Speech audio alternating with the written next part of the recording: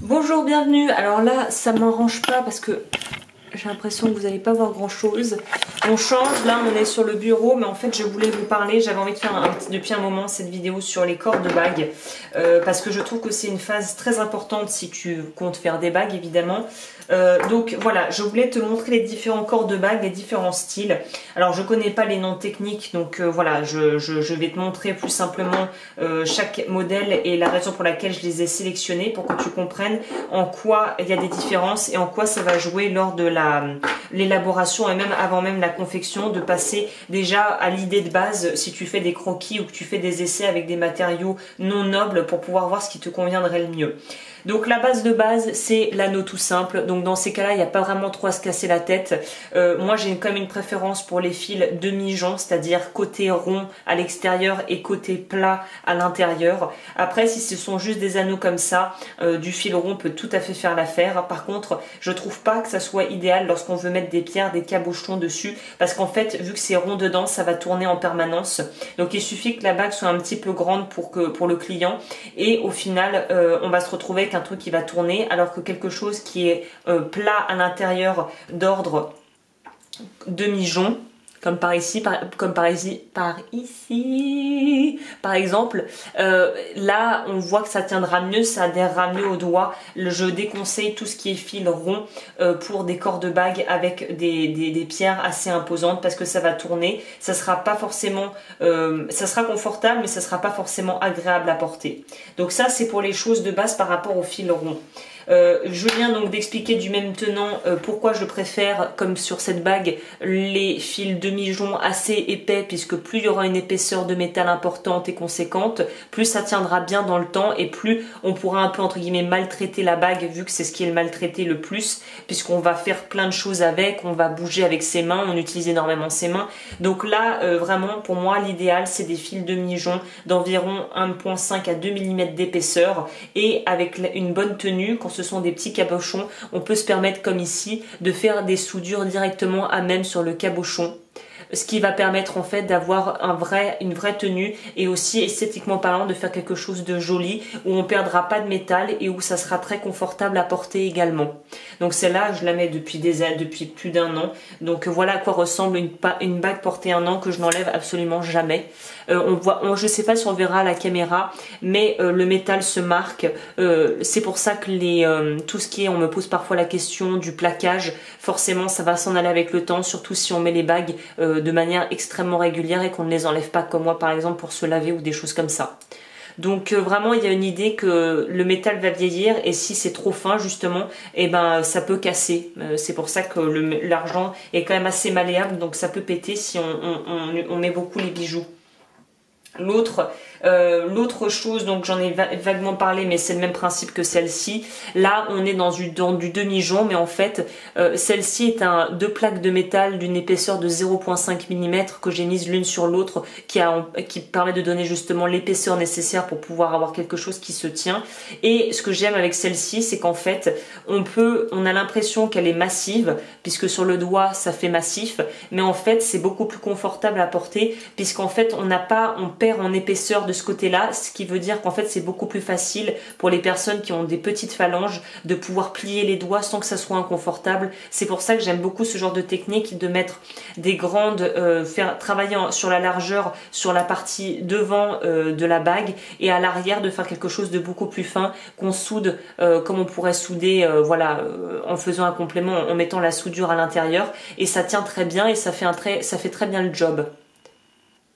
Donc ça, c'est aussi un petit détail qui peut être utile.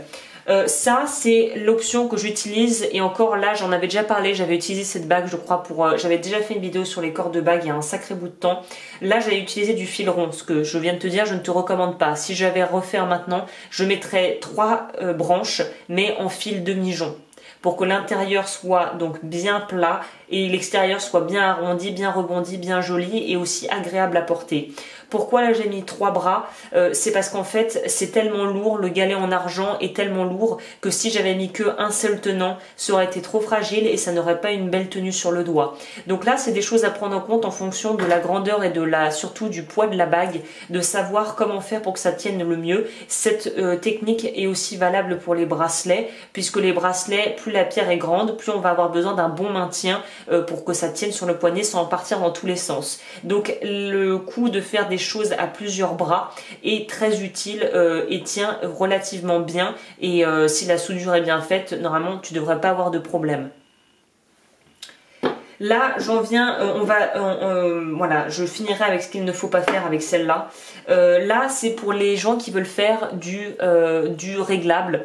Voilà une très bonne idée pour du réglable, c'est-à-dire une bande d'argent qui s'affine au niveau de la phalange intérieure et qui va permettre en fait de pouvoir être ajustée en fonction de la taille du doigt du client, en ayant aussi une base assez grande sur le dessus pour pouvoir mettre un cabochon d'une certaine taille sans que ça bouge et que ça soit inconfortable à porter. Donc ça, pour les bagues réglables, c'est une très bonne idée de partir sur une plaque de métal rectangulaire, d'affiner les bouts, de bien sûr enlever le côté tranchant des bords, et voilà une bonne idée qui pourrait très bien fonctionner et que j'ai testé et que moi qui m'a convenu en tout cas pour le port, pour la porter.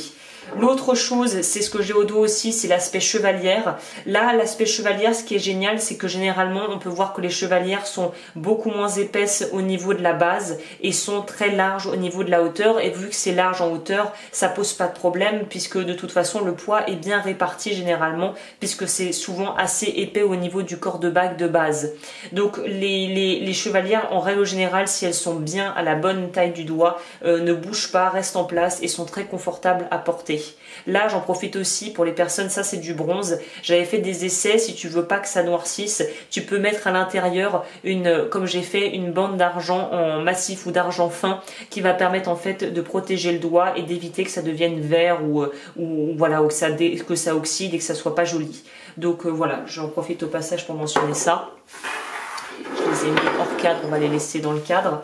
Et la dernière, c'est l'erreur que je recommande de ne pas faire, en tout cas le genre de façon de procéder que je ne recommande pas, qui est donc le fameux cabochon absolument énorme sur le dessus et le petit anneau demi-jonc qui est en fait fermé et qui est juste fermé et soudé dessus, comme ceci.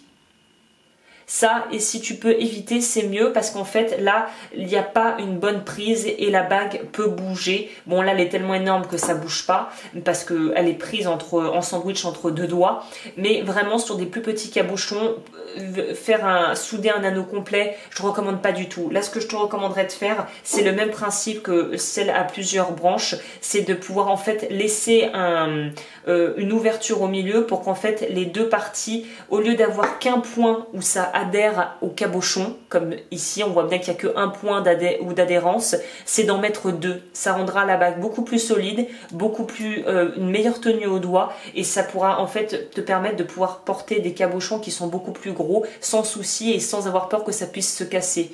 Donc voilà, ça c'est des petites choses qu'on apprend sur le tas, mais qui sont quand même hyper importantes, je trouve, à savoir. Donc voilà, c'était mes petits conseils au niveau des différents corps de bague et de leurs utilisations. J'espère que cette vidéo aura pu t'aider et je te retrouve bientôt pour d'autres vidéos. Ciao!